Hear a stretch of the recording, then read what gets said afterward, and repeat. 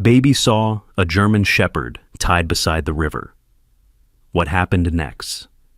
Left. Everyone in tears.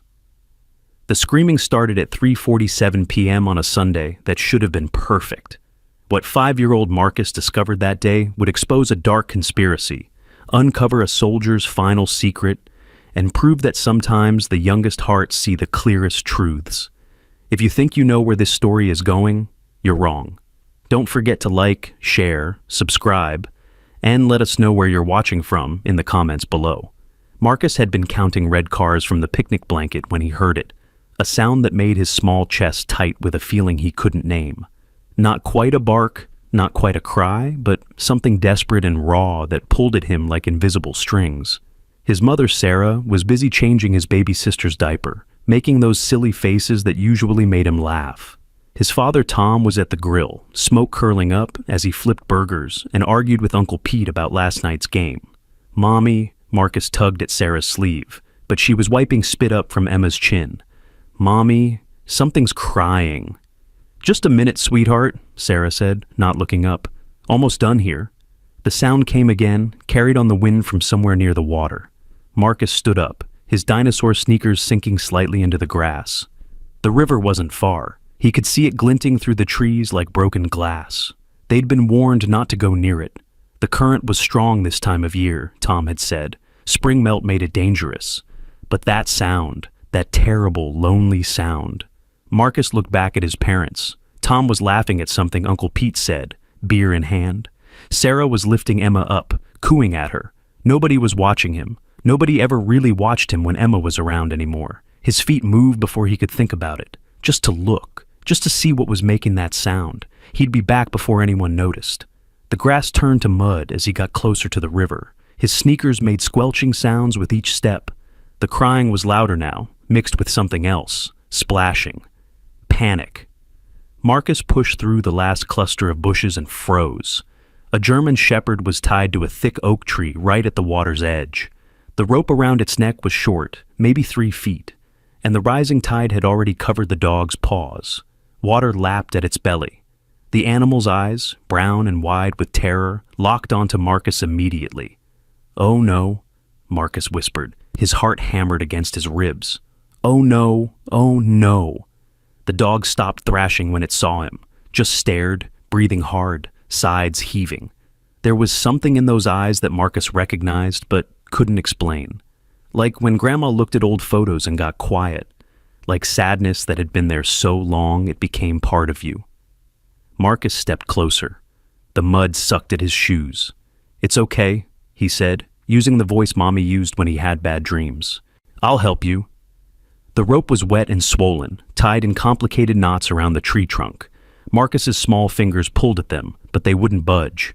The water was rising faster now. He could see it creeping up the dog's legs. Time was running out. "Mommy!" Marcus screamed, but the wind threw his voice the wrong way. "Daddy! Help!" Nothing. They were too far away, the sounds of the picnic and Uncle Pete's loud laugh drowning out his cries. Marcus turned back to the dog, tears burning his eyes. He couldn't leave it. He wouldn't. That's when something strange happened.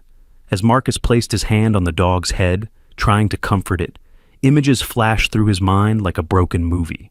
A man in military uniform, desert sand, explosions, the taste of dust and fear. Marcus gasped, pulling his hand back, but the images kept coming. The dog whined, and suddenly Marcus knew, absolutely knew, that its name was Rex. He didn't know how he knew, but the knowledge sat in his mind as solid as his own name. "Rex," he whispered. The dog's whole body went still. Its eyes widened, tail attempting a weak wag despite the rising water. "Your name is Rex," Marcus said, more confident now. He put his hand back on the dog's head, and this time he didn't pull away when the images came. A soldier's face, young and smiling. The same face, older, tired, scared, darkness, pain, and then nothing. "He's not coming back, is he?" Marcus asked Rex. "Your person. He's not coming back." Rex whined again, a sound so full of grief that Marcus felt it in his bones. The water was at Rex's chest now.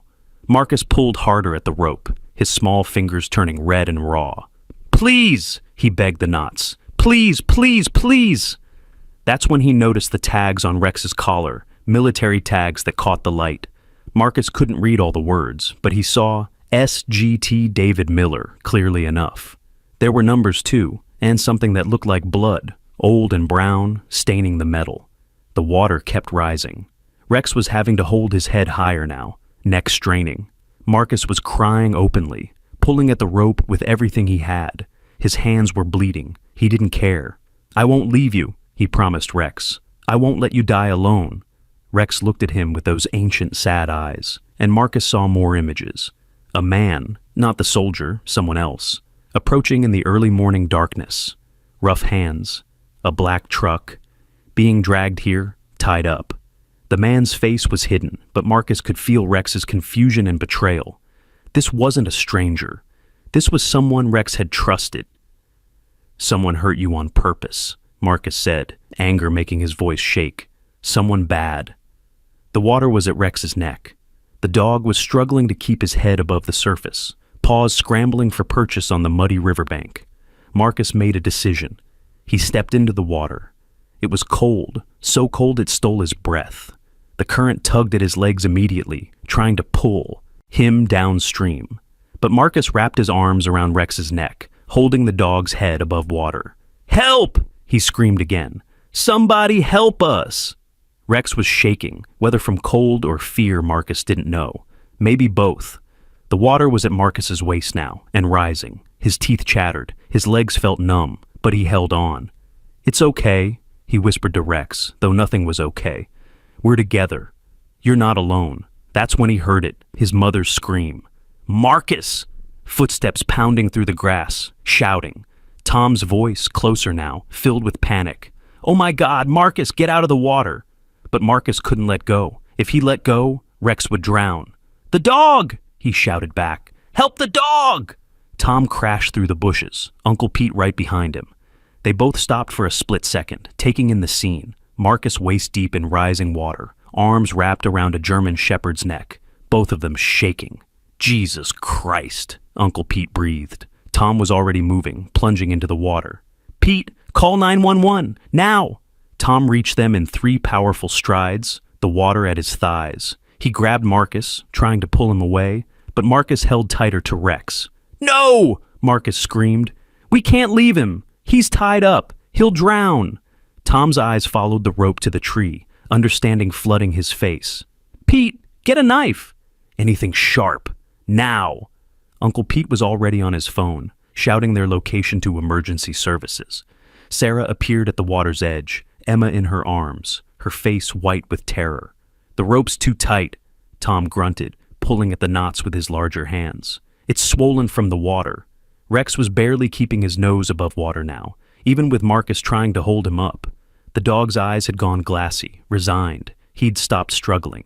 No, no, no, Marcus sobbed. Rex, stay awake. Your soldier needs you to stay awake. Tom froze. What did you say? His soldier, Marcus cried. Sergeant David Miller. It's on his tags. Someone hurt Rex because David's gone. Tom's hands moved faster on the rope, desperation making him clumsy. The water was rising faster, spring melt combined with high tide. They were running out of time. That's when they heard the sirens, close, getting closer. But would they be fast enough? Hold on, buddy, Tom said, though it wasn't clear if he was talking to Marcus or Rex. Just hold on. The fire truck screeched to a halt somewhere behind the trees, voices shouting, equipment clanging, heavy footsteps running toward them. Captain Jake Morrison burst through the bushes, taking in the situation with trained eyes. We need bolt cutters, he shouted to his team. Now! 2 more firefighters appeared, one carrying heavy-duty cutting tools. Captain Jake waded into the water without hesitation, the current pulling at his heavy gear. Sir, I need you to take your son and move back, Jake said to Tom. No! Marcus screamed, his grip on Rex tightening. I promised! I promised. Wouldn't leave him. Jake's expression softened. He was young, maybe 30, with kind eyes beneath his helmet. Hey, buddy. What's your name? Marcus. Okay, Marcus. I'm Jake. We're going to save your dog, but I need you to let my team work. Can you do that? He's not my dog, Marcus said through chattering teeth. He's Rex. He belonged to Sergeant David Miller, and someone tied him here to die because David's not coming back. Jake exchanged a quick glance with Tom. How does he? I don't know, Tom said. Please, just cut the rope. The firefighter with the bolt cutters was already in position, the tool's jaws closing around the thick rope. With a sharp snap, Rex was free, but the dog was too weak to swim, immediately starting to sink. Jake caught him, lifting the German Shepherd's considerable weight with a grunt. Got him! Everyone out of the water, now! Tom carried Marcus, who was reaching back toward Rex, still sobbing. They stumbled onto dry land, all of them soaked and shaking. Jake laid Rex on the grass, the dog's sides barely moving. He's not breathing right, one of the firefighters said. Marcus pulled free from Tom's arms and dropped to his knees beside Rex. He put his small hands on the dog's head, and everyone saw him go very still. His eyes got that distant look, like he was seeing something none of them could see. The mountains, Marcus whispered. David's in the mountains. Rex dreams about him every night. A cabin with a red door. That's where. He trailed off, blinking like he was coming back from somewhere far away. We need to get them both to the hospital, Captain Jake said, but his voice was different now, uncertain. That water was freezing. The boy could be hypothermic. Sarah was there suddenly, wrapping Marcus in the picnic blanket, pulling him against her. Baby, you're ice cold. What were you thinking? Rex needed help, Marcus said simply. He was alone. The paramedics had arrived, checking Marcus's vitals while the firefighters worked on Rex. The dog was breathing, but barely. His eyes were closed.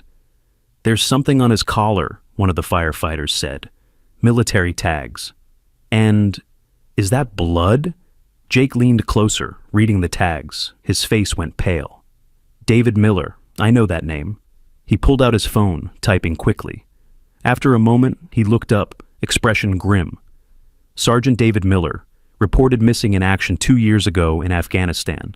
His unit was ambushed, body never recovered. But he's not in Afghanistan, Marcus said quietly.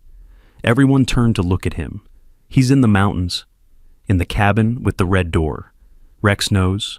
Rex has been waiting for him to come home.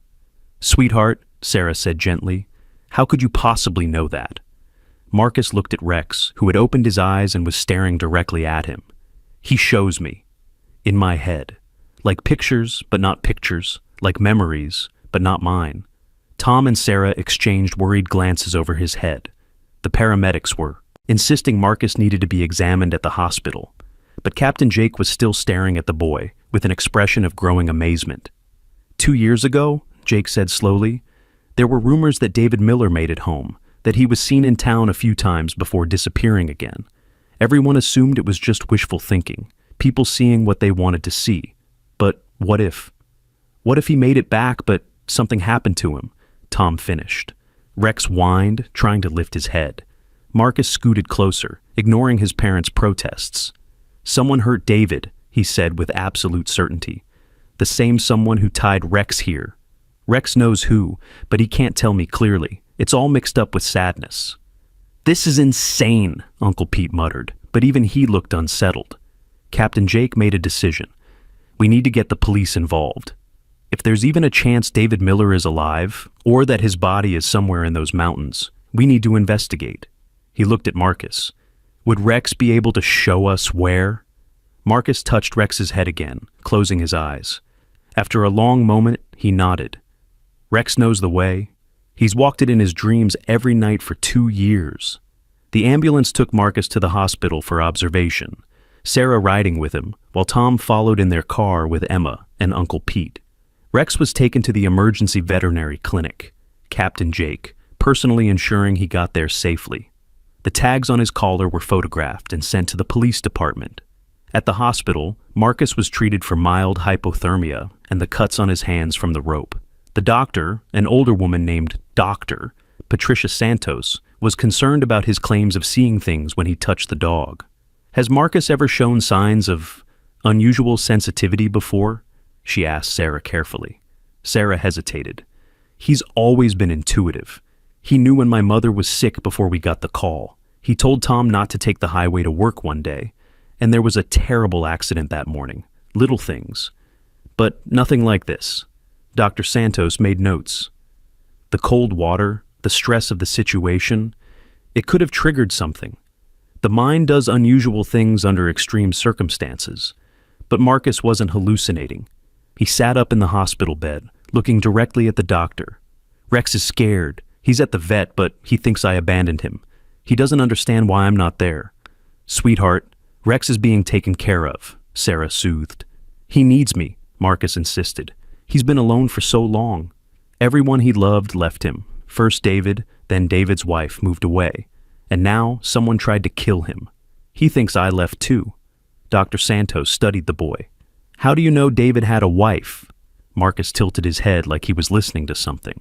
Rex shows me. Her name was Jennifer. She smelled like vanilla and gave Rex bacon when David wasn't looking. She cried a lot after David didn't come home.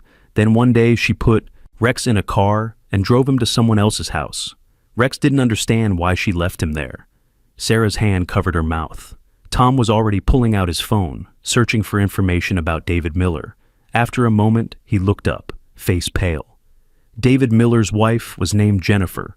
She remarried and moved to California 18 months ago. He showed them his phone screen, a news article about the missing sergeant. The dog isn't mentioned, but she couldn't take Rex with her, Marcus finished. So she left him with someone she thought would take care of him. Someone David trusted. But that person knew something about David, something bad. The room fell silent. Dr. Santos set down her clipboard. I think we need to call the police. Now. Detective Lisa Chen arrived within the hour. She was young for a detective, maybe 35, with sharp eyes that missed nothing. She'd already been briefed on the situation by Captain Jake and had reviewed the initial reports. So, Marcus, she said, sitting beside his hospital bed, can you tell me everything that happened today? Start from the beginning. Marcus told her about hearing Rex crying, about going to help, about the images he saw when he touched the dog. Detective Chen took notes, asking careful questions. You said someone tied Rex there on purpose. Did Rex show you who? Marcus closed his eyes, concentrating. A man, tall, dark hair going gray. He drives a black truck, an old one with a dent in the front. He smells like cigarettes and motor oil. Rex trusted him before, but this morning he was different, angry, scared. This morning, Detective Chen leaned forward. You mean Rex was tied up this morning? Marcus nodded. Early, when it was still dark. The man kept saying, I'm sorry, boy, but you know too much. You always go back there. Someone's going to follow you eventually. Tom interrupted. How could Marcus know what the man said? He wasn't there. Rex remembers, Marcus said simply. Dogs remember differently than people. They remember in feelings and smells and pictures. The words are fuzzy, but the feelings are clear. Detective Chen was already on her phone, calling for surveillance footage from the area. If someone was at the river this morning, there might be traffic cameras that caught them. While she coordinated with her team, a nurse knocked and entered. There's a veterinarian on the phone, Dr. Emily Wilson. She says it's urgent about the dog. Sarah took the call, putting it on speaker. Dr. Wilson's voice was tense. Mrs. Peterson, I'm calling about Rex. We've stabilized him, but I found something concerning. There's evidence of long-term neglect. Not severe enough to kill him, but enough to weaken him. And there's something else. We found a microchip, but it's not registered to David Miller. Who's it registered to? Detective Chen asked, identifying herself. Robert Miller, David's brother. The room went silent. Marcus sat up, straighter, his eyes wide. That's him. That's the man Rex is afraid of. David's brother. Detective Chen was already typing on her phone. Robert Miller, I need everything we have on him. She looked up at Marcus. What else does Rex know about Robert? Marcus touched his temples like his head hurt. It's confusing. Rex loved Robert at first because he smelled like David, but Robert was different. He got angry when Rex would leave the house and go to the mountains. He'd bring Rex back and lock him inside, but Rex always found a way out. He had to get to David. He promised. Promised? Sarah asked softly. Soldiers and their dogs promise to take care of each other, Marcus said, and his voice sounded older somehow. Rex promised to always find David, always protect him. Even when David didn't come home, Rex kept his promise. He kept going to the place where David is sleeping, Captain Jake had arrived at the hospital, still in his firefighter gear. He'd been listening from the doorway. The mountains. There are dozens of cabins up there, abandoned mining camps, hunting lodges. If David's body is up there, it could take weeks to search. Rex knows exactly where, Marcus said with complete confidence. He's been visiting David for 2 years. Detective Chen stood up. We need to move fast. If Robert Miller realizes Rex survived and is now with people who might listen to what the dog knows, he might run. Or worse, he might try to destroy evidence. She made several quick calls, setting things in motion. Within minutes, she had confirmation that Robert Miller owned a black Ford truck with front-end damage. He'd reported it stolen 3 days ago, but the report was suspicious, filed after the supposed theft would have occurred, like he was establishing an alibi. There's more, her partner reported over the phone. Robert Miller was the sole beneficiary of David's military life insurance, $500,000, but it was only paid out 6 months ago when David was officially declared dead. So he had motive to keep David from being found, Tom said. But Rex kept going back to wherever David is, Sarah added, understanding dawning on her face. And Robert was afraid someone would follow the dog. Marcus was getting agitated, shifting in the hospital bed. Rex is scared. He thinks Robert is coming for him. We need to protect Rex. Detective Chen immediately called for a unit to be posted at the veterinary clinic. But even as she gave the orders, Marcus was shaking his head. Not there. Robert won't go there. He's going to the cabin. He's going to move David. How do you know that? Detective Chen asked. Marcus's eyes were unfocused, seeing something none of them could see. Because Rex can feel him. The connection between Rex and David, it goes both ways. And right now, Rex feels David getting farther away. That's impossible, Doctor, Santos said. If David is dead, he's not dead, Marcus suddenly shouted, making everyone jump. Tears were streaming down his face. Rex would know if he was dead. Rex has been bringing him food, keeping him warm. David's hurt, he can't move, can't speak, but he's alive. And Robert's taking him somewhere else. Somewhere Rex won't be able to find him. The room erupted in activity. Detective Chen was barking orders into her phone. Captain Jake was mobilizing search and rescue. But it was Tom who asked the crucial question. Marcus, can Rex lead us there, right now? Marcus closed his eyes, and when he opened them, they were filled with desperate urgency. Rex says we have to hurry. David's light is getting dimmer. He's been holding on for so long, waiting for Rex to bring help. If Robert moves him now... He didn't finish the sentence. He didn't have to. Detective Chen made the decision. We go now. Get Rex from the vet. Marcus comes with us. We need him to interpret what the dog knows. This is crazy, but if there's even a chance Sergeant Miller is alive, Dr. Santos protested. The boy needs rest. He was hypothermic. I'm fine, Marcus interrupted, already climbing out of bed. Rex needs me. David needs me. Sarah looked at Tom, a silent conversation passing between them. Finally, she nodded. We're coming too. The convoy that headed into the mountains an hour later was impressive. Police cars, Captain Jake's rescue unit, an ambulance, and Tom's SUV carrying Marcus and Rex, who'd been released from the vet against medical advice. The German Shepherd was weak but alert, his head in Marcus's lap as they drove. Marcus kept up a steady stream of whispered conversation with Rex, occasionally sharing what he learned. The cabin is old, mining camp from long ago. Red door, Rex painted it with his paws after walking through David's blood. He was trying to mark it so people would find it. Detective Chen, riding with them, took notes. How long has David been there? Since the beginning. He made it home, but Robert was waiting. They fought. Robert hit him with something heavy, thought he was dead. Took him to the old cabin their father used for hunting. But David woke up, hurt too bad to walk, to call for help. Robert's been keeping him there, barely alive, waiting for the insurance money. For 2 years? Tom asked, incredulous. Robert brings supplies sometimes, not enough. Rex figured out how to get inside through a broken board. He's been bringing David rabbits, birds, keeping him warm in winter. David taught Rex to hunt in Afghanistan. Rex remembered. The road got rougher as they climbed higher into the mountains. Rex suddenly sat up, whining, pawing at the window. We're close, Marcus said. But something's wrong. Robert's already there. Detective Chen radioed the other units. Suspect possibly on scene. Approach with caution. They rounded a bend and saw it. A black truck parked beside a barely visible trail.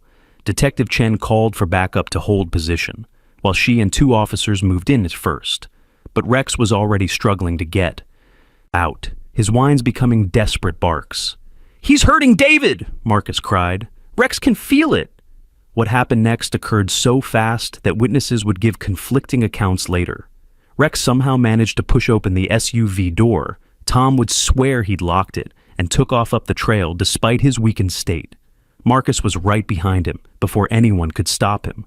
"Marcus!" Sarah screamed, but the boy and dog had vanished into the trees. The entire convoy erupted into motion. Officers and firefighters crashed through the woods, following the sounds of Rex's barking. Detective Chen was shouting into her radio, trying to coordinate the chaos. Marcus ran faster than he'd ever run in his life, his small legs pumping, following Rex's dark form through the trees. His chest burned, his feet slipped on pine needles, but he couldn't stop. In his mind, he could feel what Rex felt: urgency, rage, desperate love. They burst into a clearing where an old cabin sat, its door hanging open. The door had once been red, but weather and time had faded it to a rusty brown, except for the paw prints, dozens of them, where Rex had marked it with blood long ago. Robert Miller stood in the doorway, a gas can in his hand. He spun at the sound of Rex's snarls, his face a mask of shock and fear. "You should be dead," he said to the dog. Then his eyes found Marcus. "Who?" Rex didn't give him time to finish. The German Shepherd launched himself at Robert with strength born of 2 years of waiting, of protecting, of holding on to hope. They went down hard, the gas can flying, liquid splashing across the wooden porch. "Rex, no!" Marcus shouted, not because he wanted to save Robert, but because he could feel Rex's heart straining, the last of his strength burning away in this final act of protection. Robert was screaming, trying to fight off the dog, but Rex's jaws had found his arm and wouldn't let go. That's when Marcus saw inside the cabin. A figure lay on a makeshift bed in the corner, thin, still, but breathing. David Miller, alive but barely. His eyes were open, staring at the doorway, tears streaming down his gaunt face as he watched his dog fight for him one more time. "Police! Nobody move!" Detective Chen and her officers flooded the clearing, weapons drawn. Robert stopped struggling, and Rex finally released him, collapsing on the porch, his breathing labored. Marcus ran to Rex, dropping to his knees beside the dog. "You did it," he whispered, hands gentle on Rex's head. "You saved him. You kept your promise." While officers secured Robert, paramedics rushed into the cabin. The radio crackled with urgent medical terminology. David Miller was alive, dehydrated, malnourished, suffering from untreated injuries, but alive. Captain Jake emerged from the cabin, his face grim. He can't speak. Traumatic brain injury from the looks of it. He's been conscious, but unable to move or call for help. If what the kid said is true, the dog's been keeping him alive. This whole time, Marcus looked up at him. Rex brought him food, lay beside him for warmth, licked his wounds clean. David taught Rex to be a soldier, and Rex never forgot his mission, protect and serve. They loaded David onto a stretcher, and as they carried him past, his eyes found Rex. His hand, skeletal and weak, reached out. Rex, despite his exhaustion, crawled forward until David's fingers found his fur. Marcus watched them, tears streaming down his face. David says thank you. He says Rex is the best soldier he ever served with. "He can't speak," one of the paramedics said gently. "Not with words," Marcus replied, "but Rex hears him." As the ambulance prepared to leave with David, Rex tried to follow, whining pitifully. He'd never left David's side in 2 years except to hunt. The separation was agony. "The dog needs immediate veterinary care, Doctor," Wilson said. She'd arrived with a mobile unit. "He's pushed himself too far." But Rex wouldn't be moved, his eyes fixed on the ambulance. Marcus understood. He needs to go with David. They can't be separated, not now. Detective Chen made a quick decision. The dog rides in the ambulance. The boy too. They're witnesses, and clearly they're the only ones who can keep both David and Rex calm. It was irregular, probably against a dozen regulations, but nobody argued. Marcus climbed into the ambulance with Rex, the dog immediately settling beside David's stretcher. David's hand found Rex's head, and for the first time in 2 years, both soldier and dog seemed at peace. As they drove down the mountain, Marcus sat between them, one hand on Rex, the other holding David's free hand. He could feel their connection, strong as steel despite everything they had endured, love, loyalty, and promises kept against impossible odds. "You're going to be okay," Marcus told them both. "You're together now." That's all that matters. But even as he said it, Marcus could feel something else through his connection with Rex. Robert hadn't acted alone. There were others involved, others who'd helped keep David prisoner, who'd benefited from his supposed death. Rex had seen them, smelled them, remembered them. The story was far from over. At the hospital, chaos reigned. David was rushed into surgery while Rex was taken to the veterinary wing, which the hospital had specially opened for this unprecedented case. Marcus refused to leave either of them, and his parents, recognizing something profound was happening to their son, didn't force him. While David was in surgery, Marcus sat with Rex, who was receiving IV fluids and oxygen. The dog's eyes never left the door, waiting for news of his soldier. "He's going to live," Marcus told Rex, though he wasn't sure if he was receiving this information or just hoping. "David's strong. He held on for 2 years because he knew you'd bring help. He never gave up on you." Dr. Wilson checked Rex's vitals, shaking her head in amazement. "This dog should be dead." The physical stress he's endured, not just today but for 2 years, keeping another being alive while slowly starving himself. It's medically impossible. "Love makes things possible," Marcus said simply. Detective Chen arrived with updates. Robert Miller was in custody, and he was talking. "He's claiming it was an accident. Says David showed up at his house, confused and aggressive due to his head injury. They fought, and David fell, hit his head again. Robert panicked, took him to the cabin, meaning to get help, but then realized if David died, he'd get the insurance money." "That's not true," Marcus said firmly. "Rex saw it all. Robert hit David with a shovel in his garage. It was planned. Robert knew David was coming home. Someone told him. Someone at the military base who helped fake the reports saying David was missing in action." Detective Chen leaned forward. "How could Rex know that?" "Dogs understand more than we think," Marcus said. "Rex was there when Robert was on the phone before David came home. He heard the words, even if he didn't understand them all. But he understood David, tomorrow, money, and accident. He tried to warn David, but David didn't understand why Rex was so agitated when they went to Robert's house." "We'll need more than a dog's testimony," Detective Chen said, though she was taking notes. "Check Robert's phone records from 2 years ago," Marcus suggested, the week before David came home. "And check who at the base had access to David's travel plans." The detective studied the 5-year-old boy, who spoke with the certainty of someone much older. "Marcus, I have to ask, how do you really know these things?" Marcus was quiet for a moment, his hand gentle on Rex's head. "I don't know how to explain it. When I touch Rex, I see what he's seen, feel what he's felt. Not perfectly, not like watching a movie, but in pieces, feelings, smells, moments, and Rex. Rex remembers everything about David, every moment, every word, every promise. Has this happened with other animals?" Marcus shook his head. "Not like this. Rex is different, maybe because he's been alone with his memories for so long, they're stronger. Or maybe because his love for David is so big it spills over, and I can feel it." Dr. Wilson interrupted. "Detective, Rex's heart rate is dropping. He's stable, but he's exhausted. He needs rest." But Rex wouldn't rest. He kept trying to stand, to go find David. Marcus could feel his anxiety, his need to complete his mission. "He won't rest until he knows David is safe," Marcus explained. 3 hours later, a surgeon came to update them. David's surgery had gone well. The old injuries had been addressed, and while he faced a long recovery, he was expected to survive. "He's asking for his dog," the surgeon said, looking confused. "He can't speak, but he keeps signing something. We had to bring in an ASL interpreter." "He learned sign language?" Sarah asked. "Apparently. The interpreter says he's signing Rex over and over." Marcus stood up. "Rex needs to see him. They both need it. Hospital rules were bent again." Rex, on a wheeled veterinary gurney, was brought to David's recovery room.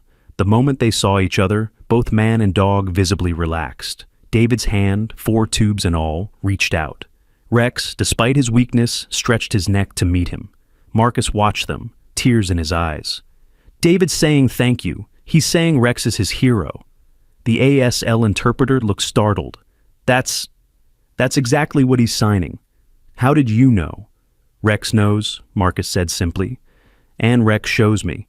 Over the next few days, as both David and Rex recovered, the full story began to emerge. Robert Miller, facing overwhelming evidence, finally confessed. But his confession revealed something darker, a conspiracy that went beyond one greedy brother. There were 3 others, Detective Chen told the family. Military personnel who helped fake David's MIA status in exchange for a cut of the insurance money. They thought David had died in Afghanistan, but when he survived and made it home, they had to improvise. Marcus, who had been sitting quietly with Rex, suddenly spoke up. Sergeant Collins, Corporal Martinez, and someone higher up. Rex doesn't know his name, but he smelled like expensive cologne and had white hair. Detective Chen stared at him. We haven't released any names yet. Rex heard them talking at Robert's house. After they put David in the cabin, they came to plan what to do. Rex was hiding under the porch. He heard everything. The investigation exploded outward. Based on Marcus's insights, or rather Rex's memories filtered through Marcus, the FBI got involved. The conspiracy reached higher than anyone had imagined. A general at the base had been selling information about troop movements, and David had discovered it. His disappearance had been convenient for many people, but the most remarkable development came a week later. David, through painstaking sign language and with Rex always at his side, began to communicate more complex thoughts. The brain injury that had stolen his speech hadn't taken his mind. He'd been conscious and aware for 2 years, unable to move or speak, kept alive only by Rex's devotion. He says Rex talked to him, the interpreter translated, looking skeptical. Not in words, but in feelings. He says Rex told him every day that help was coming, that he shouldn't give up. Marcus nodded. Dogs can't lie. When Rex promised, David believed him. The media sensation was immediate and overwhelming. The story of the soldier kept alive by his dog's loyalty, the conspiracy to hide his survival, and the 5-year-old boy who could somehow understand what Rex knew. It captivated the world. But for Marcus, the attention was difficult. He didn't want to be special. He just wanted Rex and David to be okay. One evening, as Marcus sat between David's bed and Rex's veterinary bed, they'd been moved to the same room at everyone's insistence. He felt something shift. The connection with Rex was changing, becoming less intense. You're getting better, Marcus said to Rex. You don't need me to speak for you anymore. Rex's tail wagged, and he looked at David, who was practicing sign language with the interpreter. They were learning to communicate in new ways, adapting to their new reality. Will I still understand you? Marcus asked Rex quietly. In response, Rex placed his paw on Marcus's hand, and Marcus felt a wave of warmth, gratitude, and love. Not as intense as before, but still there. A gift that would never fully fade. Detective Chen visited with final updates on the case. All 4 conspirators had been arrested. The military was conducting a full investigation. Robert Miller would likely spend the rest of his life in prison. Marcus, she said, kneeling beside the boy, what you did, however you did it, saved 2 lives. You're a hero. Marcus shook his head.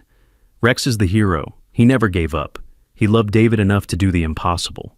Love makes us all capable of the impossible, Detective Chen agreed. As she left, Marcus noticed David trying to sign something to him. The interpreter helped. He says thank you for believing Rex. Thank you for hearing what others couldn't hear. Marcus smiled. Rex has a loud heart. It was easy to hear once I listened. 2 months later, at David's rehabilitation facility, a ceremony was held. Rex was officially awarded a Medal for Valor, the first dog to receive such an honor from both military and civilian authorities. David, in a wheelchair but improving daily, pinned the medal to Rex's collar with shaking hands. Marcus and his family were there, of course. The connection between the boy and dog had evolved into a deep friendship, though the intense psychic bond had faded as Rex healed. Marcus could still sense Rex's emotions when they touched, but it was gentler now, less overwhelming. "Do you miss it?" Sarah asked her son. "Being able to understand Rex so clearly?" Marcus thought about it. No. Rex needed someone to hear him when he couldn't make anyone understand. Now he has David back. They can understand each other without words. They don't need me anymore. It wasn't entirely true. Sometimes when Rex was particularly emotional, Marcus would still get flashes of images, feelings, memories. But they were gifts now, not desperate cries for help. The ceremony was beautiful, but the best moment came after, when David stood up from his wheelchair, his first unassisted steps since the injury. He walked 3 shaky steps to Rex, then knelt and hugged his dog. No one could hear what David whispered to Rex, but Marcus felt it through the residual connection, pure love, gratitude, and a promise to never be separated again. 6 months after the rescue, Marcus received a letter. It was from David, written slowly and carefully in shaky handwriting. "Dear Marcus, they tell me you saved us. But I think you did more than that. You reminded the world that love speaks in languages we've forgotten how to hear. Rex and I are learning to walk again, him on legs weakened by sacrifice, me on legs weakened by injury. We walk together, as we always have. The doctors say what Rex did was impossible, keeping me alive for 2 years, finding help when all hope was lost. But you and I know better. Love makes the impossible possible. Thank you for listening when no one else could hear. Your friend always, David and Rex." Attached was a photo. David and Rex on a mountain trail, both thin but strong, looking at a sunrise.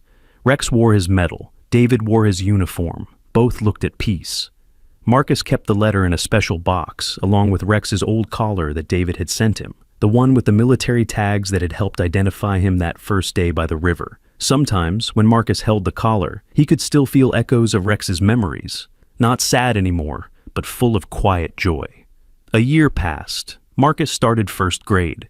He was a quiet child who seemed to understand animals in a way that made him popular at show and tell. Sometimes classmates would bring their pets to him when they were acting strange, and Marcus would gently explain what was wrong.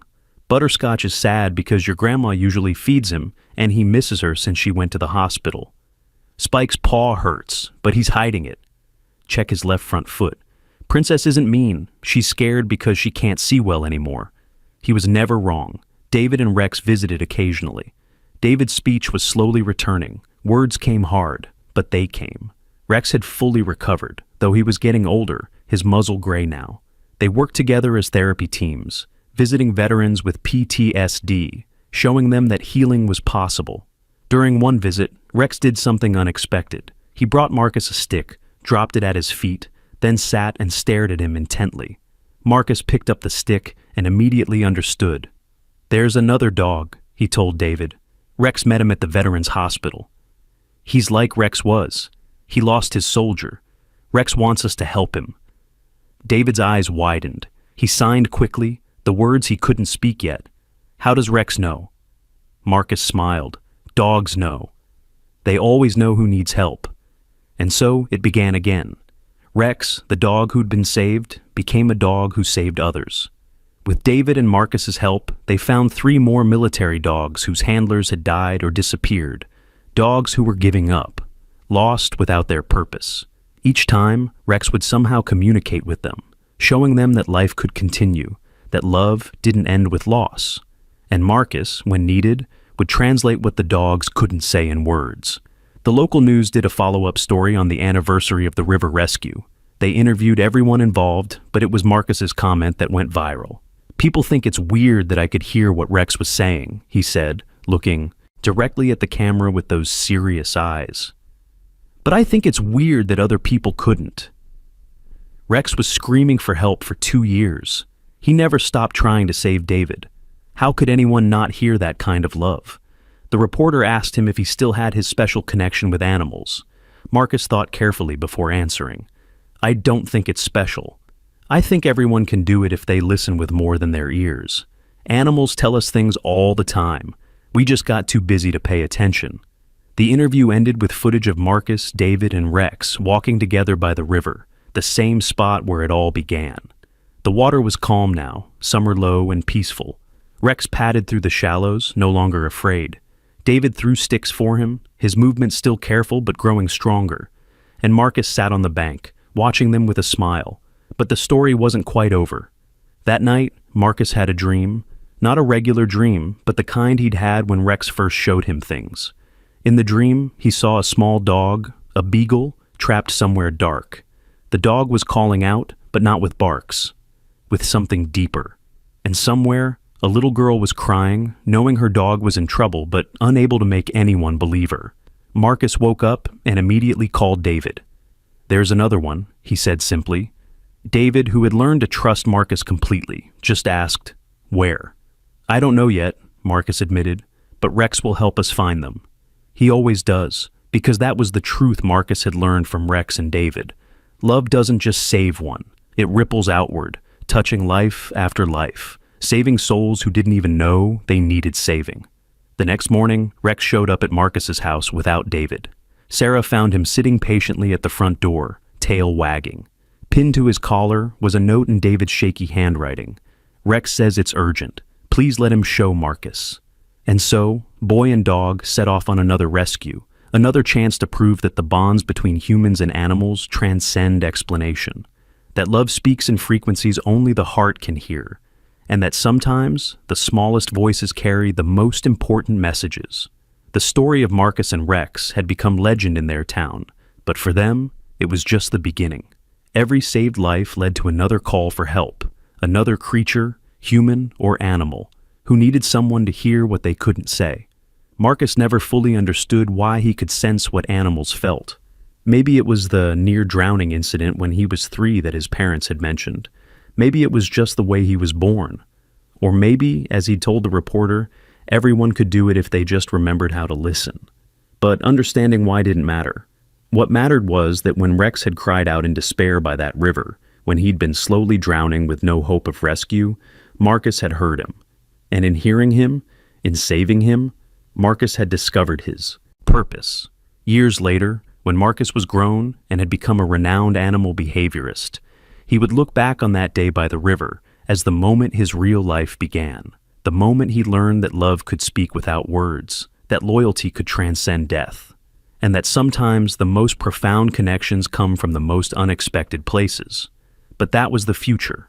For now, Marcus was just a 6-year-old boy with an extraordinary gift, walking beside a German shepherd who'd taught the world about the power of undying love.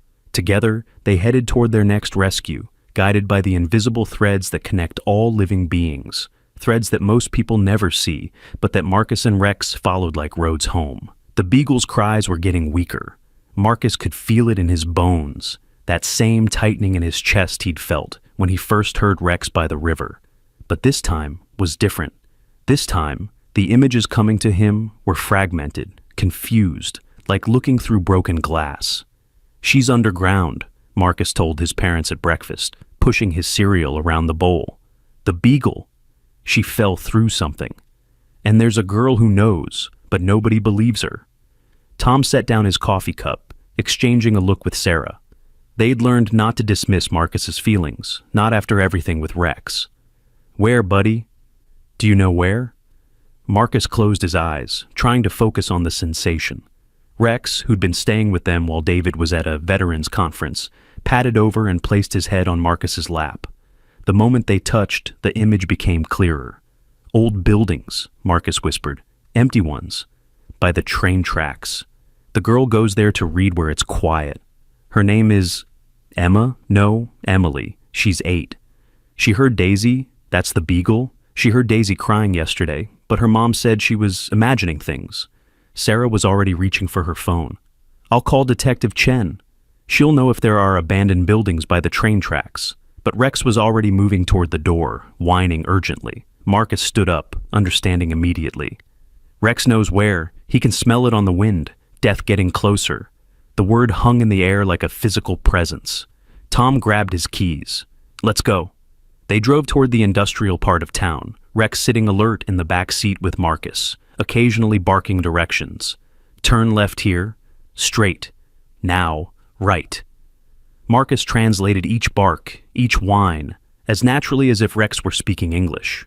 Detective Chen met them at the abandoned warehouse district, having taken Marcus's call seriously despite how insane it sounded.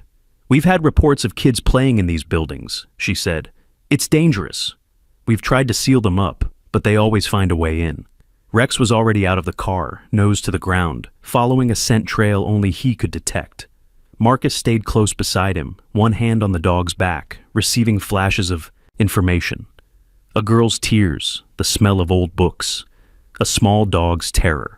They found Emily sitting outside a partially collapsed building, crying. She was thin, with dark hair and braids, wearing a school uniform that was dusty and torn at the knee. When she saw the police car, she tried to run, but Marcus called out, "Emily, we're here about Daisy." The girl froze, turning slowly. Her eyes were red and puffy. "How do you know about Daisy?" "She's trapped inside, isn't she?" Marcus said gently. "You tried to tell someone, but they didn't believe you." Emily nodded, fresh tears spilling down her cheeks. "She followed me yesterday. I come here to read where it's quiet. My house is loud. There's a hole in the floor in the back room. Daisy fell through. I tried to get her out, but it's too deep, and my mom said I was making it up to avoid getting in trouble for coming here and—" "Show us," Detective Chen interrupted, but her voice was kind. Emily led them into the building, despite Chen's obvious reluctance about bringing children into such a dangerous structure. The floor was littered with debris, walls tagged with graffiti. Sunlight filtered through holes in the roof, creating dusty columns of light. In a back room that might have once been an office, there was a jagged hole in the floor where boards had rotted through. From deep below came the faintest whimper. "Daisy!" Emily called down. "Daisy, hold on!" A weak bark answered her. Detective Chen shone her flashlight down the hole. It was at least 15 feet deep, opening into what looked like an old basement or subfloor. At the bottom, barely visible, was a small beagle, her leg bent at an unnatural angle. "We need fire and rescue," Chen said, reaching for her radio. But Rex was already moving. Before anyone could stop him, the German Shepherd had found another way down, a partially collapsed stairway hidden behind a fallen beam. He disappeared into the darkness. "Rex!" Marcus called, but he could feel the dog's determination. Rex knew what it was like to be trapped, to be dying alone in the dark. He wouldn't let another soul suffer that fate. They heard Rex's bark from below, then the sound of careful movement. Detective Chen's flashlight found them. Rex had reached Daisy and was gently licking her face, letting her know she wasn't alone anymore. "The stairs are unstable," Chen said. "We can't risk sending anyone down." But Marcus was already moving, his small size an advantage as he navigated the broken steps. Tom lunged for him, but missed. "Marcus, no!" "I have to," Marcus called back. "Rex is showing me the safe spots. I can see them." It was true. Through his connection with Rex, Marcus could sense which boards would hold, which sections of floor were solid. He moved with confidence that belied his 6 years, guided by Rex's knowledge of structural integrity learned from years of navigating dangerous terrain in Afghanistan. He reached the bottom safely, immediately kneeling beside Daisy. The beagle was in bad shape, dehydrated, injured, terrified. But when Marcus touched her, she calmed, sensing the same thing every animal sensed in him: safety, understanding, love. "Her leg is broken," Marcus called up, "but she's alive." Rex is keeping her warm. Captain Jake and his rescue team arrived within minutes. They set up proper equipment: ropes, pulleys, a basket stretcher designed for animals. Jake rappelled down himself, trusting Marcus's assessment of the situation. "You've got to stop meeting like this, kid," Jake said with a gentle smile. "First Rex by the river, now this." "Animals know I'll listen," Marcus said simply. "They know I'll help." Jake carefully lifted Daisy into the basket, her cries of pain making Emily sob harder above. Rex stayed close, nuzzling the beagle, somehow communicating that the pain was temporary, that safety was coming. They brought Daisy up first, then Marcus, then Rex. Jake came last, and just as he reached the top, the rest of the stairway collapsed with a thunderous crash. Another minute, and they all would have been trapped. Emily rushed to Daisy, dropping to her knees beside the injured dog. "I'm so sorry," she whispered. "I should have watched you better." "It's not your fault," Marcus told her. "Daisy says she followed a cat." "She loves chasing cats. She didn't mean to fall." Emily looked at him with wide eyes. "She says?" Marcus nodded. Not with words, but I can feel what she feels sometimes. She's not mad at you. She's just happy you found help. Dr. Wilson arrived with her mobile veterinary unit, immediately beginning treatment on Daisy. The leg would need surgery, she explained, but the dog would recover. The question was, what would happen after that? My mom's going to be so mad, Emily whispered. We're not supposed to have pets in our apartment. Daisy belonged to our neighbor, Mrs. Chen, but she died last month. I've been feeding Daisy secretly, but if Mom finds out... Detective Chen, no relation to the deceased. Mrs. Chen made a quick call. After a brief conversation, she knelt beside Emily. Your mom is on her way, and she's not mad. She's worried about you. 20 minutes later, a woman arrived who looked like an older version of Emily. Same dark hair, same worried eyes. She pulled Emily into a fierce hug, then looked at Daisy, who was sedated and receiving IV fluids. You should have told me, she said softly. You said no pets, Emily mumbled into her mother's shoulder. I said that before I knew you were sneaking off to dangerous buildings to read because our apartment is too noisy, her mother replied. Emily, honey, why didn't you tell me you needed quiet space? The conversation that followed was private, mother and daughter talking softly while Dr. Wilson worked on Daisy, but Marcus, sitting with Rex, could feel the emotional shift, walls coming down, understanding building. Later, as they prepared to leave, Emily's mother approached Marcus. Thank you, she said simply. Emily says you knew Daisy was here, that you heard her somehow. Marcus looked at Rex, who was watching Emily say goodbye to Daisy before the dog was transported for surgery. Sometimes, when someone needs help badly enough, the message finds a way to get through.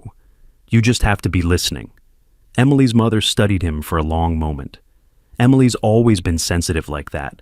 She knows things about animals, feels things. The other kids think she's weird. She's not weird, Marcus said firmly. She's special. Like Rex, like Daisy. They all know how to love without words. That evening, David returned from his conference. He found Marcus and Rex in the backyard, sitting quietly together. The sun was setting, painting the sky in shades of orange and pink. Heard you saved another one, David said, his speech slow but clear. He'd been working hard with his therapist, and the words came easier now. Marcus nodded. Rex helped. He always knows what to do. David sat beside them, his hand finding Rex's head automatically. Rex learned something in Afghanistan. In war, you don't have time for doubt. You see someone who needs help, you help. Simple. Is that why he saved you for 2 years? Marcus asked. David was quiet for a moment. Rex saved me because that's who he is. But also because love doesn't calculate odds, it just loves. They sat in comfortable silence, watching the stars begin to appear. Then Rex suddenly stood, alert, facing north. Marcus felt it immediately, another call, another creature in distress. What is it? David asked. Marcus closed his eyes, trying to understand the sensation. Horses, a barn, fire. David was already standing, pulling out his phone. Where? But before Marcus could answer, they heard sirens in the distance. Lots of them. Rex was already moving toward the gate, ready to help, to serve, to save. The barn fire at Morrison Stables was visible from miles away. Orange flames licked at the night sky, smoke billowing in thick black clouds. Fire trucks were already on scene when David, Marcus, and Rex arrived, but the situation was chaos. 6 horses still inside, someone was screaming. The back stalls. We can't get to them. Marcus recognized the voice, Mrs. Morrison, who gave riding lessons to local kids. She was being held back by firefighters, fighting to get to her horses. Captain Jake was directing water streams at the structure, but Marcus could feel the horses' terror through Rex. They weren't just trapped by fire, they were trapped by fear, too panicked to follow evacuation routes, even if they were available. They won't come out the normal way, Marcus told David urgently. They're too scared. The smoke has confused them. David knelt beside Marcus. What do they need? Marcus put his hand on Rex, feeling the German shepherd's tactical mind working. Rex had dealt with panicked animals before, in Afghanistan, when bombs would spook the local livestock. A voice they trust, Marcus said, and a path they can smell, not see. He looked around, spotted a girl about 12, standing with her parents, tears streaming down her face. Marcus recognized her. Lucy Morrison, the stable owner's daughter. He'd seen her at school events. "Lucy," Marcus called. "Which horse is the lead mare?" Lucy looked confused but answered through her tears. "Star. She's in stall 4. If Star comes out, will the others follow?" Lucy nodded. "They always follow Star." Marcus turned to Captain Jake, who had noticed the conversation. "We need to get Lucy's voice to Star. And we need Rex to create a scent trail." Jake looked skeptical, but David stepped forward. "Captain, you've seen what Marcus and Rex can do. Trust them." Jake made a quick decision. "What do you need?" "Lucy's jacket or something with her scent," Marcus said, "and a way for her to talk to Star without going near the fire." Within minutes, they had a plan. Lucy spoke into a megaphone, her voice carrying over the chaos, calling to Star in the special way she always did. Meanwhile, Rex, wearing protective booties Jake's team provided, followed a firefighter toward a side entrance that was still accessible. Marcus stayed connected to Rex, feeling everything the dog felt, the heat, the smoke, the terror of the horses, but also Rex's calm determination, his training taking over. Rex entered the barn low to the ground where the smoke was thinner. He found Star first, the mare rearing in her stall, eyes rolling with fear. Rex did something that would have seemed insane to anyone watching. He lay down in front of the stall, completely calm, showing the horse there was no threat. "Rex is showing her it's safe to be low," Marcus explained to the watching crowd. "Horses don't usually lie down when there's danger. If Rex can lie down, Star knows the danger isn't immediate." It worked. Star stopped rearing, her head dropping to look at this strange dog. Rex slowly stood and began walking toward the exit, looking back at Star. He barked once, a specific bark Marcus recognized as "follow me." Lucy's voice came over the megaphone again. "Star, come on girl, follow the dog, bring everyone out." Star hesitated, then pushed at her stall door, which had been left unlatched in the evacuation attempt. She stepped out, and immediately the other horses began calling to her. "She's moving!" someone shouted. "The mare is moving toward the exit!" Rex led them out, Star first, then one by one the others, following their leader through the smoke. He kept looking back, making sure they stayed together, occasionally barking to keep them focused on him instead of the fire. They emerged from the side entrance in a rush of hooves and smoke, 6 horses stumbling into the cool night air.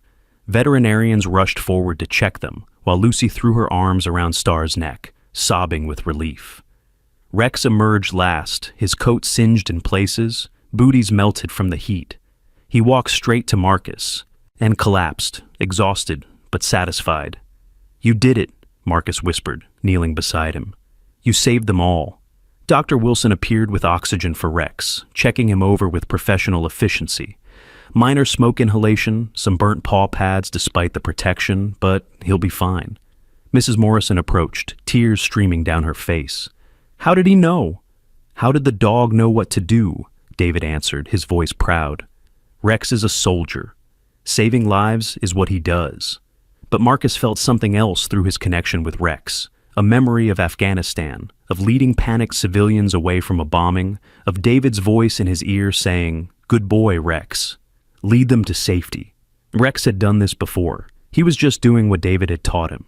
The local news arrived, cameras rolling, reporters eager for another story about the miracle dog and the boy who could understand him. But Marcus was focused on something else. Through Rex, he was feeling another distress signal, this one human. "Someone's still in there," he said suddenly.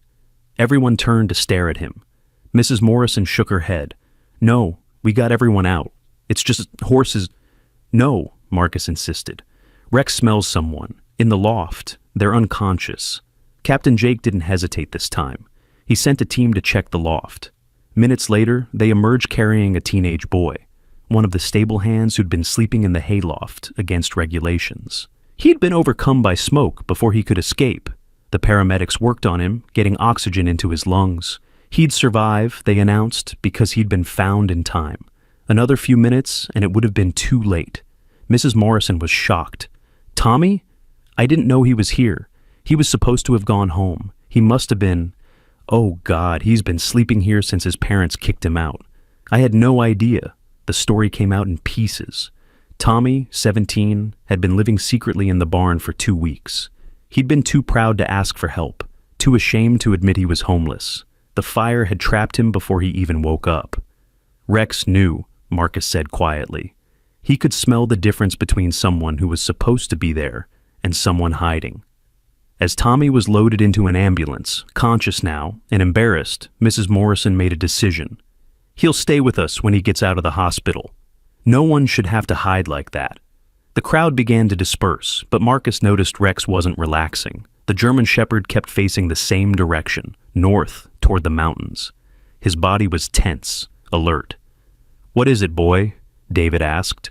Marcus touched Rex and immediately understood. The fire wasn't an accident.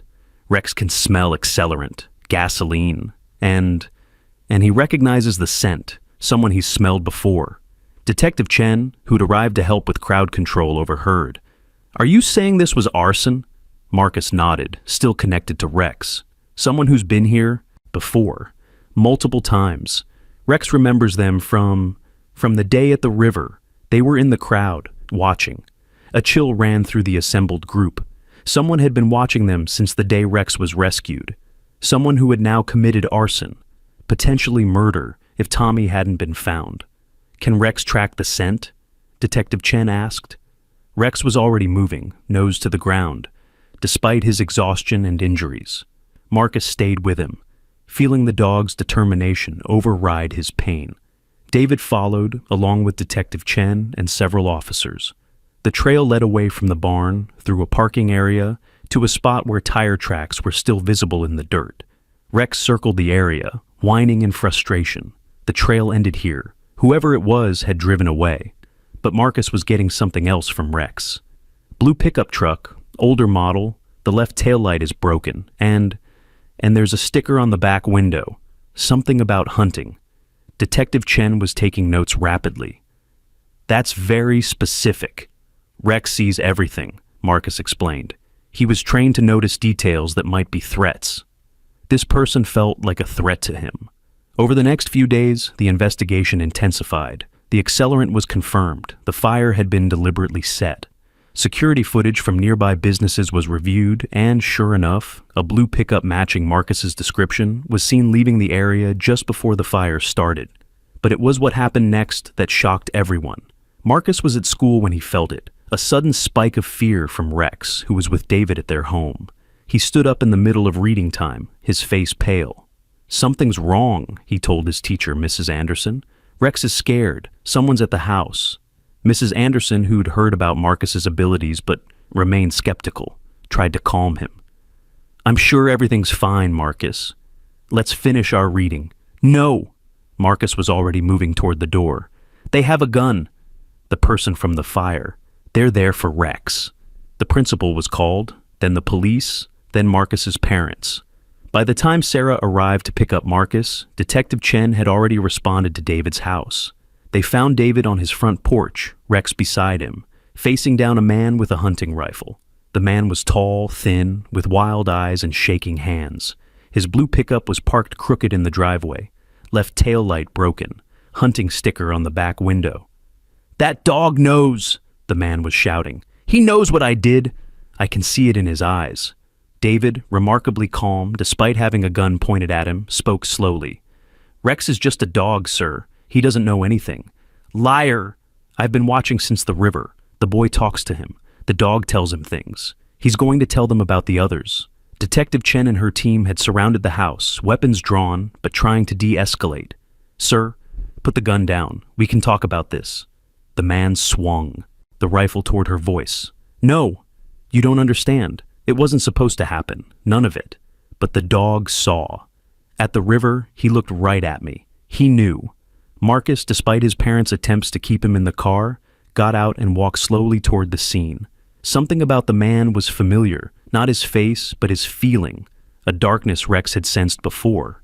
"You're the one who tied Rex to the tree," Marcus said, his voice carrying clearly across the yard. Everyone froze. The man's eyes locked on Marcus. "No, that was Robert Miller." "You helped him," Marcus continued, Rex's memories flowing through him. "You were there that morning. You held Rex while Robert tied the knots. Rex remembers your smell, cigarettes, and fear." The man's hands shook harder. "Shut up!" You don't know anything." "You were part of it all," Marcus said, stepping closer despite the danger. "The conspiracy about David. You were the one who watched the cabin, made sure David didn't escape while Robert was gone. Rex saw you through the window." "Marcus, get back," Detective Chen ordered, but Marcus kept walking. "You set the fire at the barn because Mrs. Morrison was asking questions about David's disappearance. She was his friend. She didn't believe he went AWOL. The man was crying now, the rifle wavering. It was just supposed to be about money. Nobody was supposed to get hurt. But then David survived, and Robert said, we had to. You had to keep him quiet," Marcus finished, "but Rex wouldn't let David die. And that made you angry. So, when Robert got caught, you decided to punish Rex, first by trying to drown him, then by trying to shoot him." "The dog knows too much," the man screamed. "He's not natural. The way he looks at me, he knows everything." Rex stood up slowly, not aggressive, but ready. He barked once, a specific bark that Marcus understood immediately.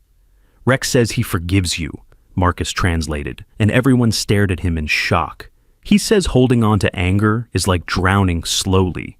He learned that while he was tied to the tree. He forgave you even then, because hate would have killed him faster than the water." The man collapsed to his knees, the rifle falling from his hands. Officers rushed in, securing the weapon and arresting him. As they led him away, he kept mumbling about the dog's eyes, about how they saw everything. Detective Chen approached Marcus afterward. "How did you know all that? Even Rex couldn't have seen everything you described." Marcus looked at Rex, who was being examined by David for injuries.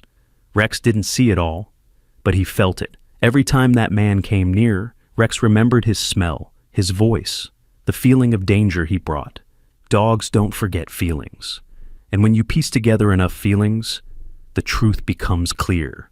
The man, they learned, was named Carl Watson. He had been a clerk at the military base, one of the conspirators who'd helped fake David's MIA status. He'd been living in fear for 2 years that Rex would somehow expose him, a fear that had driven him to attempt murder twice, once at the river, once at the barn where he'd hoped to frame Tommy, the homeless stable hand. His confession revealed the final pieces of the conspiracy, implicating 2 more people who were swiftly arrested. The scandal rocked the military base and the community, but it also brought closure to David's ordeal. A week later, there was another ceremony. This time, it wasn't just for Rex. Marcus was given a special commendation from the city for his role in solving the case and saving lives. He stood on the platform, uncomfortable in his dress clothes, Rex and David beside him. "I don't deserve this," Marcus said into the microphone, his young voice clear. "I just listened. Rex did all the work. He survived 2 years of torture to save David. He faced fire to save horses. He forgave people who tried to kill him. I just told everyone what he was saying." The crowd was silent, moved by the boy's humility. "But I learned something," Marcus continued. "Every animal has a voice. Every creature has feelings. We just stopped listening. We got so busy with our human words that we forgot the language everything else speaks. The language of love and fear and hope and pain." Rex taught me to remember. The applause was thunderous, but Marcus barely heard it. He was focused on a sensation at the edge of his consciousness, another call for help, distant but insistent. After the ceremony, he told David about it. "There's something big coming. Not just one animal, many. Rex feels it too." David nodded, trusting completely. "Then we'll be ready." 3 days later, the earthquake hit. It wasn't massive, 5.2 on the Richter scale, but it was enough to collapse several older buildings downtown. One of them was an apartment complex that housed mostly elderly residents. Another was a daycare center, though thankfully it was evening and the center was closed. But the third was the city's animal shelter. Marcus felt it before the ground started shaking. Rex had been restless all day, pacing, whining, trying to communicate something urgent. When Marcus touched him, he felt it, the deep wrongness in the earth that animals can sense before humans. "Earthquake," Marcus had told his parents. "Soon. Really soon." Tom had just enough time to get everyone into the doorway before the shaking started. It lasted only 30 seconds, but those 30 seconds changed everything. The moment it stopped, Rex was at the door, barking urgently. Marcus understood immediately. "The shelter," he gasped. "The building came down." There are animals trapped, dogs, cats, rabbits, and people, the night staff. Sarah was already calling 911, but the lines were jammed. Tom grabbed his keys. "We're going." They weren't the only ones. By the time they reached the shelter, Captain Jake's team was already there, along with police, paramedics, and volunteers. The building hadn't completely collapsed, but a section of the roof had caved in, trapping anyone inside. 3 staff members unaccounted for, Jake was saying, and approximately 40 animals. Rex was already working, nose to the ground, cataloging scents. Marcus stayed with him, translating. 2 people in the back section, conscious but trapped. 1 person near the front, unconscious. The animals are scattered. Most are in their cages still, but some got loose in the collapse. Jake didn't question it anymore. He directed his teams based on Marcus's information. The rescue took all night. Rex led them to each trapped creature, sometimes having to be held back from digging with his injured paws. Marcus coordinated, somehow knowing which animals were most critical, which walls were stable, where to dig without causing further collapse. "There's a cat," he said at one point. "Orange tabby. She's in an air pocket, but she's having kittens. The stress triggered labor. They found her exactly where Marcus said, delivering kittens in the rubble. Dr. Wilson, who'd arrived to help, delivered the kittens by flashlight while the building groaned above them. By dawn, every person and animal had been extracted. 3 staff members with minor injuries, 38 animals saved, including the cat and her 4 newborn kittens. Only 2 animals had been lost. Both had been critically ill before the earthquake and didn't survive the stress. Marcus sat in the rubble afterward, exhausted, Rex's head in his lap. He could feel all of them, every rescued animal's relief, every reunited pet's joy. It was overwhelming, beautiful, and painful at once. "You okay, buddy?" David asked, sitting beside them. Marcus nodded, then shook his head. "I can feel them all the time now, not just Rex. Every animal in pain, every creature afraid. It's getting stronger." David was quiet for a moment. "That's a heavy burden for a 6-year-old. "Rex carries it too," Marcus said. "That's why he always knows where to go. He feels them calling, just like I do." "What do you want to do about it?" David asked. Marcus looked at the destroyed shelter, at the volunteers trying to figure out where to house all the rescued animals. "We need a place. A safe place where animals can go when they're hurt or scared, where people like me, kids who hear things others don't, can learn to help." David smiled. "That's a big dream." "Rex had a big dream too," Marcus pointed out. "Keeping you alive for 2 years. He did it." The idea took root quickly. The story of the earthquake rescue went national, and donations poured in. Not just money, but offers of land, building materials, volunteer labor. Within a month, ground was broken on the Marcus and Rex Center for Animal Communication and Rescue. It would be more than just a shelter. It would be a place where children who showed unusual sensitivity to animals could learn to develop their gifts. Where traumatized animals could be paired with humans who understood them. Where the bond between species could be studied and celebrated. But that was the future. First, there were more immediate concerns. Emily, the girl whose beagle they had rescued from the collapsed building, had started visiting Marcus regularly. She had the gift too, he realized. Not as strong as his, but definitely there. Daisy had recovered from her injuries and Emily's mother had agreed to keep her, but Emily wanted to do more. "Teach me," she asked Marcus one afternoon. "Teach me how to hear them better." Marcus didn't know how to teach something that came so naturally to him, but Rex did. The German Shepherd worked with Emily and Daisy, showing them how to communicate without words, how to trust the feelings that passed between them. Lucy Morrison from the stables joined them, bringing Star, the mare who'd led the others from the fire. Tommy, the homeless boy they had rescued, came too once he was released from the hospital. He didn't have the gift of understanding animals, but he had something else, a deep empathy for creatures who'd been abandoned because he knew how it felt. They met in Marcus's backyard at first, an informal group of kids and animals learning from each other. Rex was always at the center, the teacher who'd survived the impossible and could show others how to do the same.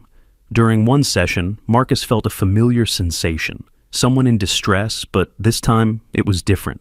Not an animal, a person, a child. "There's a boy," he said suddenly. "Lost in the woods.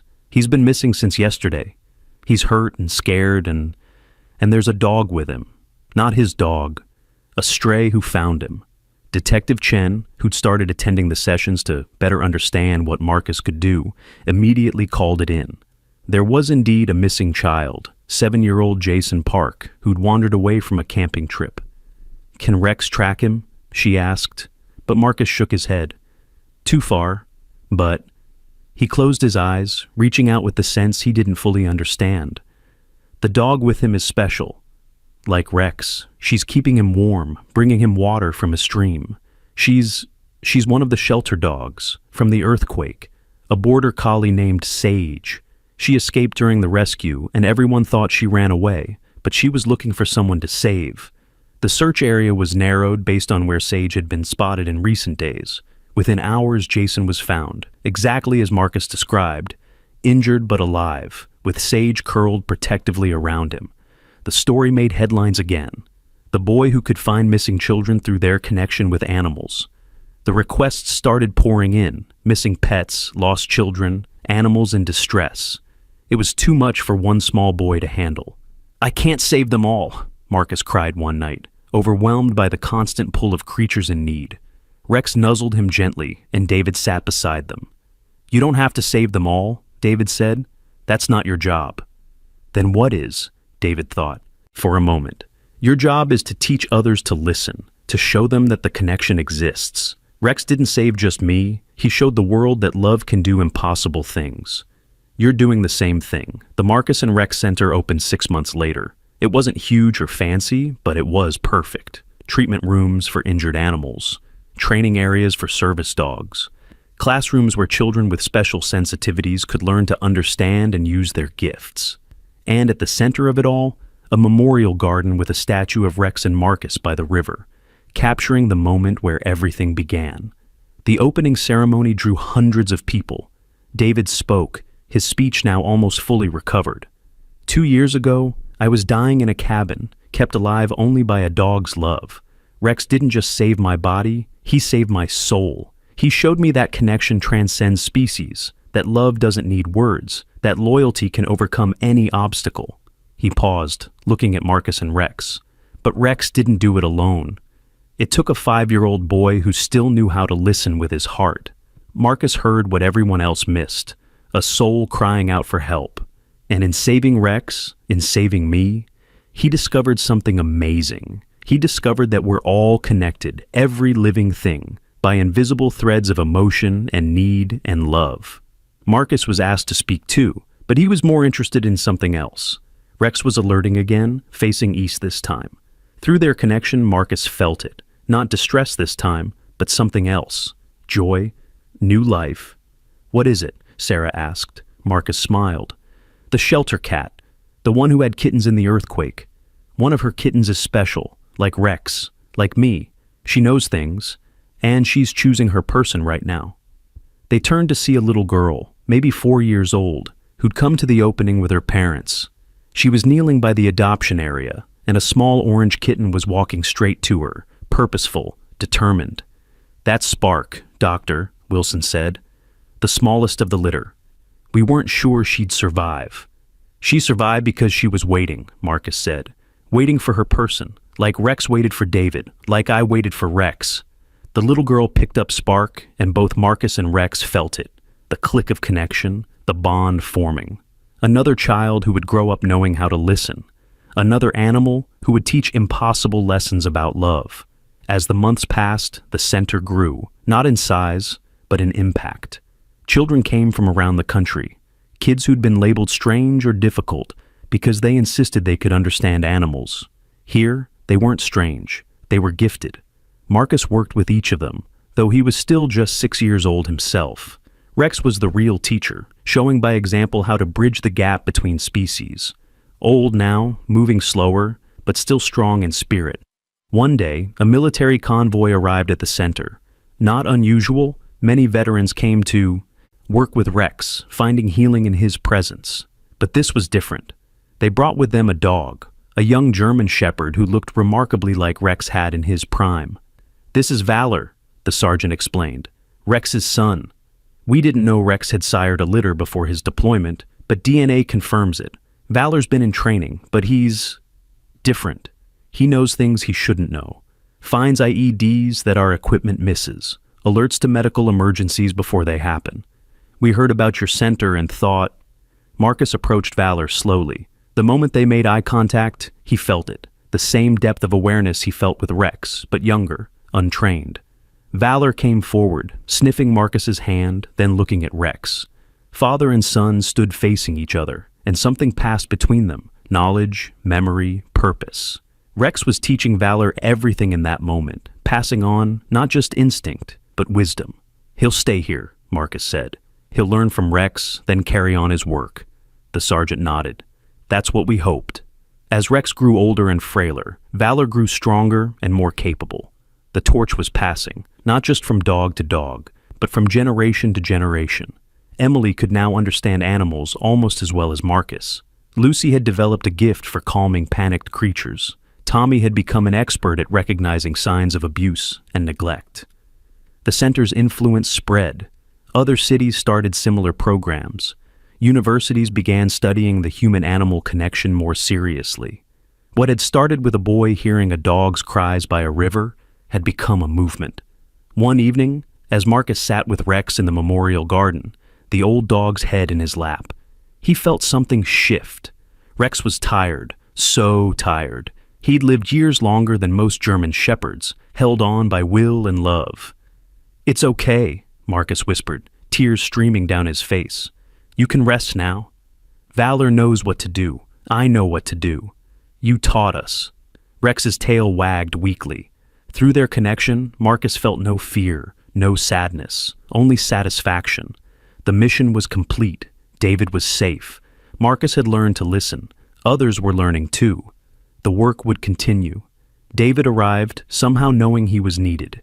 He sat beside them, his hand on Rex's side. "Good boy," he whispered. "The best boy. You saved me in every way a person can be saved." Rex looked at David, then at Marcus, then at Valor, who sat nearby, watching solemnly. His eyes closed peacefully, and Marcus felt the great heart slow, then stop. But the connection didn't break. It transformed. Marcus could still feel Rex, not as a living presence but as something else.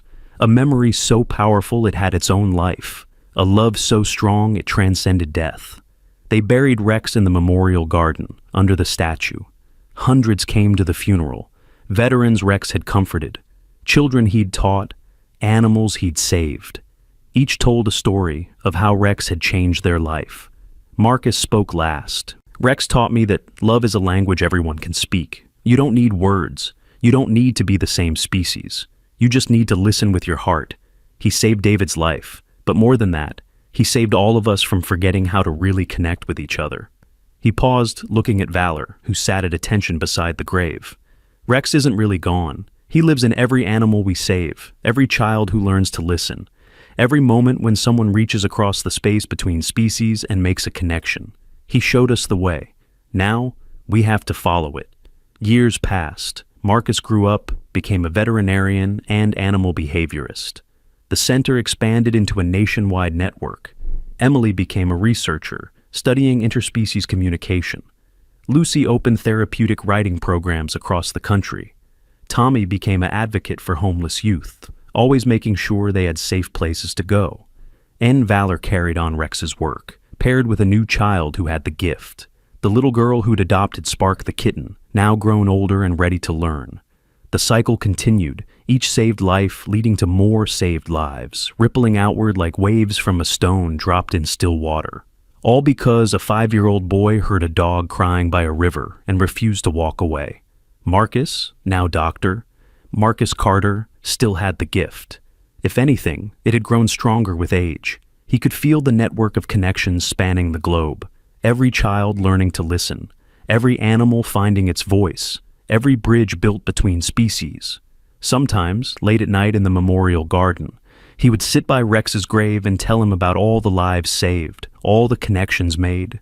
And sometimes, when the wind was just right and the world was quiet, he could swear he felt Rex's presence. Not a ghost, but an echo of love so powerful, it had become part of the earth itself. "We did it, boy," Marcus would whisper. "We changed the world. one rescue at a time. And somewhere, in whatever place heroes go when their work is done, Rex's tail would wag. The story of Marcus and Rex became legend, told and retold, each telling adding new details, but always coming back to the same truth. Love speaks a language that transcends words, and sometimes the smallest voices carry the most important messages. Children around the world grew up knowing that, if they listened carefully enough, they might hear an animal calling for help. And if they answered that call, they might discover, as Marcus had, that saving another soul is really about saving yourself. The river where it all began became a pilgrimage site of sorts. People would come and stand where Marcus had stood, remembering that courage isn't about being fearless, it's about being afraid and acting anyway. They would think about Rex, who'd endured 2 years of impossible conditions for love. They would think about David, who'd survived against all odds because a dog refused to let him die. And they would think about Marcus, who had heard a cry for help and changed the world by answering it. But the real memorial to Rex wasn't a place or a statue. It was in every moment when someone chose compassion over indifference, when someone listened with their heart instead of just their ears, when someone recognized that every living creature has value and deserves to be heard. The last entry in Marcus's journal, written decades later, captured it perfectly. Rex taught me that we're all connected by invisible threads of need and love and hope. When one of us hurts, we all hurt. When one of us is saved, we're all lifted up. The gift he gave me wasn't just the ability to understand animals, it was the knowledge that understanding is always possible if we're willing to truly listen. Every creature has a voice, every soul has a story. We just have to remember how to hear them. The work continues to this day. In cities and towns around the world, children are learning to listen, animals are finding their voices, and the connection between species grows stronger, one rescue at a time. All because a boy heard a dog crying by a river and refused to walk away. All because love speaks louder than words. All because Rex kept his promise, and Marcus kept his. The ripples continue to spread, touching lives in ways no one could have predicted. Every saved animal, every child who learns to listen, every moment of connection between species, they all trace back to that moment by the river when Marcus first heard Rex's cry. And in the end, that's what matters. Not the fame or the accolades or the centers built in their honor. What matters is that a dog's love saved a man, a boy's compassion saved a dog, and together they saved countless others. The message is simple but profound. Listen, love, act. Because somewhere, right now, a creature is calling for help. And somewhere, right now, someone like Marcus is learning how to hear them. The story never really ends. It just begins again, with each new connection, each new rescue, each new moment when love transcends the barriers we think divide us. Rex's legacy lives on, not in monuments or memorials, but in the living, breathing network of compassion that spans the globe. Every time someone chooses kindness over cruelty, every time someone hears a cry for help and responds, every time love proves stronger than fear, Rex's spirit is there. And Marcus, he's still listening, still teaching, still proving every day that the smallest acts of compassion can change the world. Because that's what Rex taught him. That's what Rex taught all of us. Love doesn't calculate odds. It just loves. And sometimes, that's enough to save the world. One rescue at a time. If this story touched your heart, if you believe in the power of connection between humans and animals, please like, share, and subscribe. Comment below about a time when an animal changed your life, or when you heard a call for help that others missed. Let's spread Rex and Marcus's message that love speaks in frequencies only the heart can hear, and every creature deserves someone who will listen. Don't forget to subscribe for more incredible true stories that will restore your faith in the power of compassion.